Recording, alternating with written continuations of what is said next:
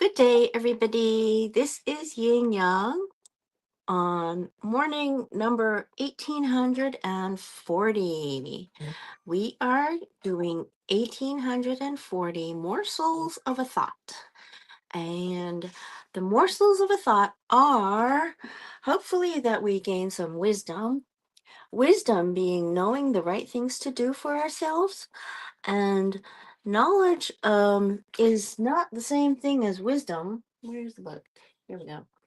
Knowledge is not the same thing as wisdom. Wisdom is like sculpted glass, and knowledge is like bits of sand. We make wisdom from knowledge, but we don't make knowledge from wisdom. Wisdom doesn't always, in other words, knowledge isn't always wisdom, but wisdom is always knowledge. Okay, so right now we are going to look for wisdom among people who have written wise words and things that they have done in their lives. They give us a synopsis of their life experiences, and we learn from those, and we get to stand on the shoulders of giants. That's how I feel. So we gain knowledge, we gain wisdom from their life experiences, and by being able to do those wise things, we create virtue. Virtue comes from doing the right things. Okay, so taking magic action, action is magic, and acting on your wisdom is creating virtue. Okay, now that's if we agree that wisdom is the right thing to do. I agree that wisdom is the right thing to do. That is a tenet of this show. I want to inspire you to do something wise for yourself every day. I want to entertain you a little every day. Sometimes I do so just from not being awake. Okay, anyway, so we have been reading from All the Rules. Times Tested Secrets for Capturing the Heart of Mr. Right by Fein and Sherrie Schneider. These are the mavens that have revolutionized the dating world since the 1990s, 2000s, 2010s, and now the 2020s. They are showing us how to take action that makes it so that when single women like us or me, single women like me, do the right things, we gain relationships with men we want to have companionship with. They say love, they say money, they say companionship are the three ways women get married. That's not what the authors say. The authors don't say this thing about money. Money doesn't have anything to do with getting married for love. Love is a whole different thing than money. But there are three things that I have heard other people say about how women who get married three different times have generally tended to do it for this reason in this order. The first time was for love, the second time was for stability, and then the third time would be for companionship. Now, I have not been married more than once. I have been divorced, but not married more than once. So we have yet to see. However, I am hoping that oh, by the way, today we are continuing in a rules refresher for married women. So if you're a married rules woman, you might want to listen up here. Now we have read 1 through 5 in a rules refresher for married women, which was chapter number 20 in All the Rules, the time-tested secrets for capturing the heart of Mr. Right. Chapter 20 comes from after the 36 rules. Okay, let him initiate romance is number 6. Some married women wish their husbands came home with flowers more often. If your husband doesn't always act like a Hallmark relationship card, don't be angry and resentful. He married you. Don't expect him to prove his love to you every day. Are you always romantic and loving when he comes home? In the rules, we told single women not to initiate romance because man must pursue woman, and because you can easily get hurt if your advances are rejected. So In the rules, we told single women, these are the authors, Ellen Fein and Sherrie Schneider, not to initiate romance because man must pursue woman, and this is biological, and because you can easily get hurt if your advances are rejected. Now, it's not a women's lib problem, it's a biological issue. It's a biological trait that men pursue women, and women being the aggressor is good for business, but not necessarily good for romance. Now that you're married, say the authors, of course you can initiate romance or sex, but only if you accept that he may or may not be in the mood. He could be preoccupied with problems at work. Can you take what appears to be rejection if he's not in the mood at the moment? Know your own limitations and act accordingly. In other words, if you think you're going to be hurt if he says no, then don't broach the subject. That's for the romantic side of your relationship. Number 7, don't be jealous. Instead of worrying about every woman he talks to at a party, put your energy into being confident and having fun at the party yourself. Don't cling to his side, but walk around and mingle. Jealousy is a chink in your armor. Your husband should not think that you'd be lost without him. Rules women actually think the opposite. They tell themselves, any man would be lucky to have me. Jealousy doesn't work anyway. Rules women don't waste time on behaviors that don't work. They're busy with their careers, kids, friends, hobbies, and learning new skills. So don't waste your time watching his every move at a social function, calling his office at 9 p.m. to be sure he's working, looking for lipstick stains, or going through his mail. Number 8. Take the high road with friends and family. We're reading numbers 6 through 16. You may not get along with every one of his family members or friends. However, be careful not to criticize them in front of your husband. Always take the high road.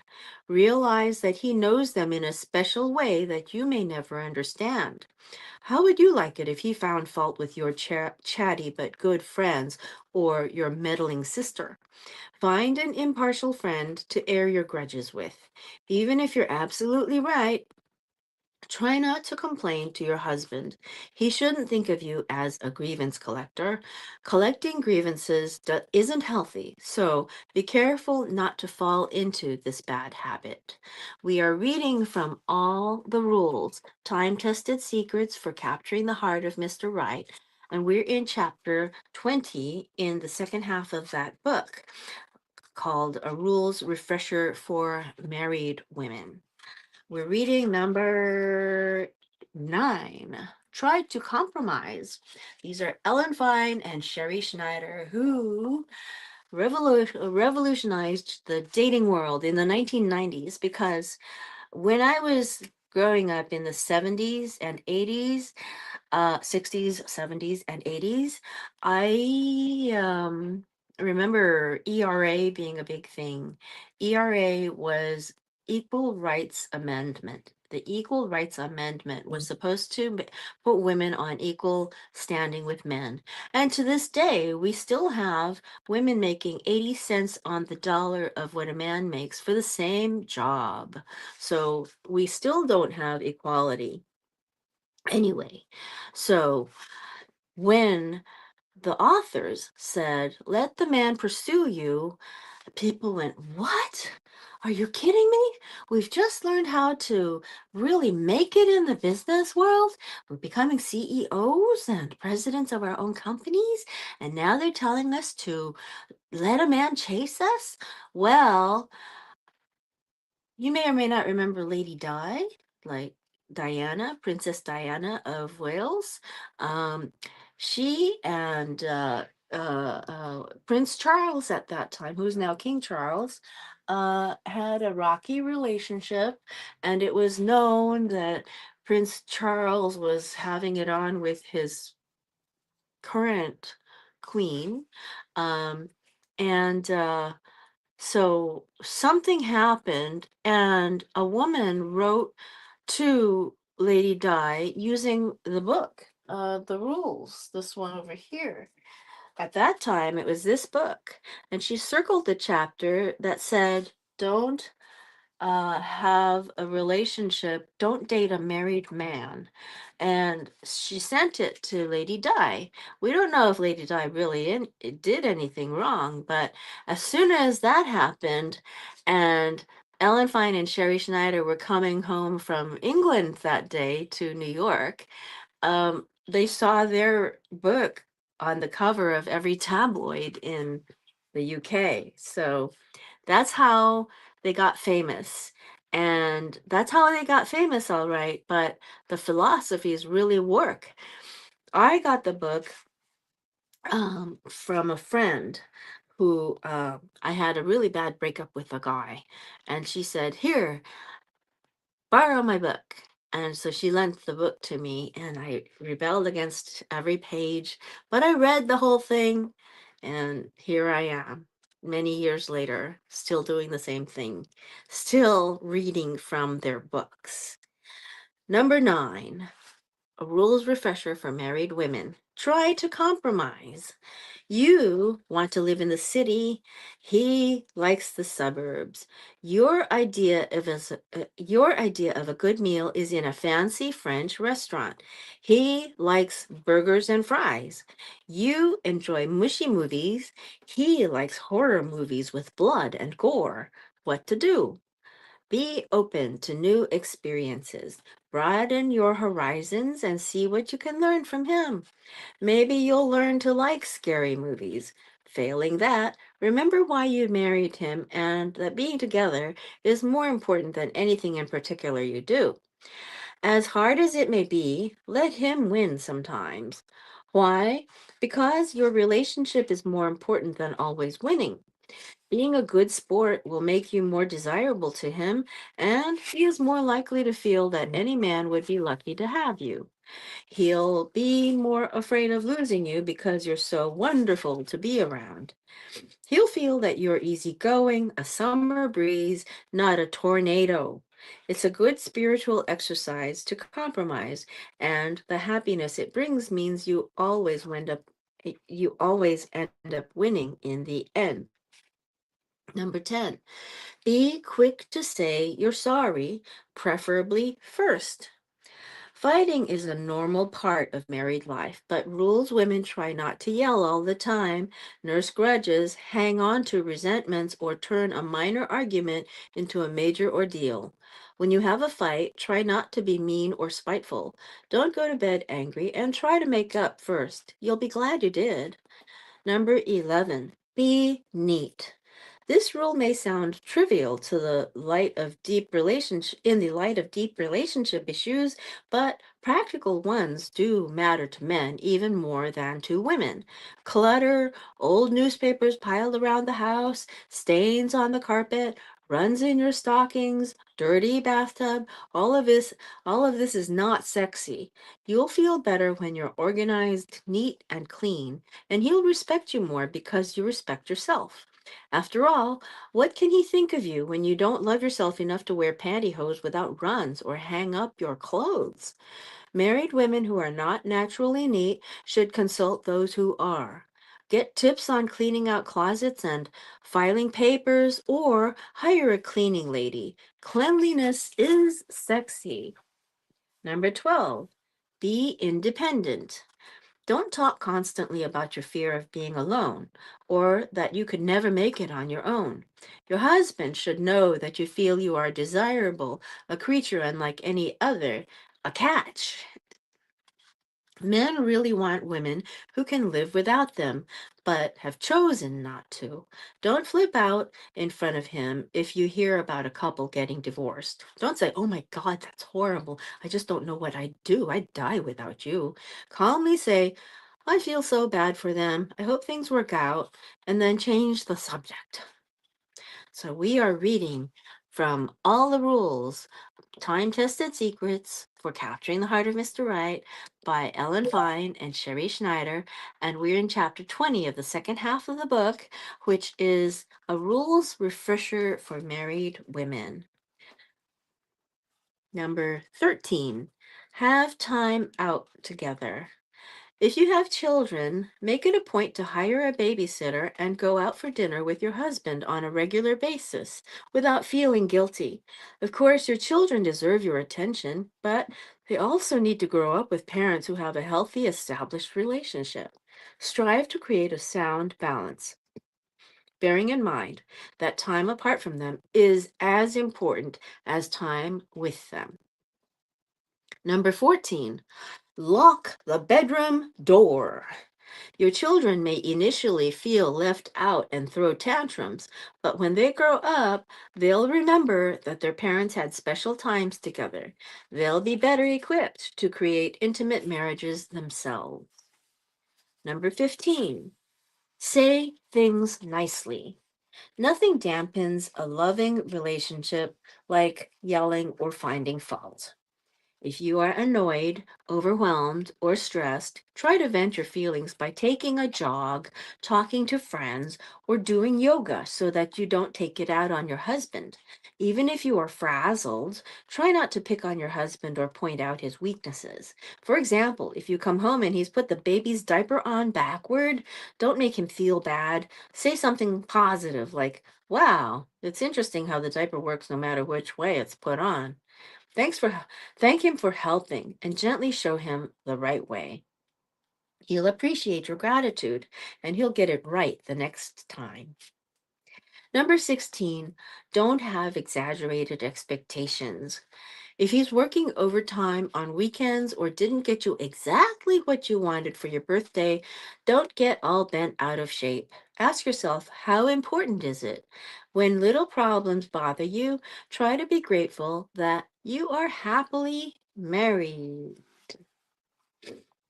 Now, chapter 21 is rules for the bedroom when you're married.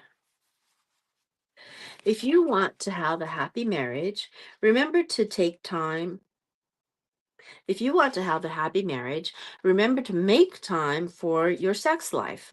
You played hard to get, you got him. Now make the effort to maintain a healthy sex life with him. Make your sex life a priority, even if you had a long day at work or your kids were unusually demanding and sex is the last thing on your mind. Or you may be having one of those super ugly bad hair days. You don't think you look very sexy, and you sure don't feel sexy. Okay, every woman has days like that. We say try to make the time and be loving anyway. In addition, be realistic about sex. You may want your time together to be just right, unhurried, and romantic. That's not always possible, so try to be flexible.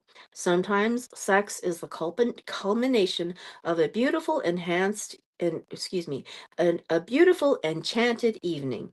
At other times you just seize the opportunity, i.e. in the morning before the kids get up. You may have a lot on your mind. You're thinking about your sales presentation due the next morning, your kids, how the house needs straightening, and so on. Let it go. We all have thoughts whirling in our brains. You don't always have to have an uncluttered mind to have sex. Sometimes sex can unclutter it. Some women use sex as a bargaining tool. This is a bad idea. If you are trying to make a point, use a different use a different method to get your message across. Don't make his favorite pasta or go with him to the football game. It's not healthy for your relationship to use sex as a weapon, as a way to hurt him. Remember, he can go to the football game with one of his friends, but when it comes to sex, you're the only one. Of course, if you do have the time and the energy, may we suggest you make sex extra special by creating a romantic evening. Take the silver candlestick holders you received as a wedding present out of the closet and cook his favorite dinner, play some soft music, wear his favorite outfit, and be loving. Once in a while, you could ask your parents or in laws to watch the kids and plan a romantic weekend getaway. You'll be happier in the long run if you have a healthy sex life. Here are 7 reasons why. Number 1, it will keep it will help keep your commitment to each other strong. Number 2, he'll think about you more often during the day. Number 3, he'll appreciate your thoughtfulness. Number 4, he'll be less likely to stay late at the office. Number 5, he'll always want to be with you or call you. Number 6, he won't be so grouchy. Big smile. Number 7, you won't be so grouchy. Even bigger smile. Always be pleased and flattered because your husband wants to have sex with you. In a rules marriage, your husband comes to you for sex and you're both happy. Okay, we have several more minutes. Now, I'm just going to read a little bit of the next one. Starting over. Rules for the Mature Woman, Chapter 22. If you are an older woman like me, the rules may come as no surprise to you. You probably agree with our ideas more than your 25 or 35-year-old daughters. After all, when you were dating 30 or 40 years ago, before the full advent of feminism, Dutch treat, and the sexual revolution, the rules was the accepted way to date. It was the only way. Back then, you didn't call men, ask them out, sleep with them on the first date, or live together before marriage. You didn't think twice about it either, but it just wasn't done.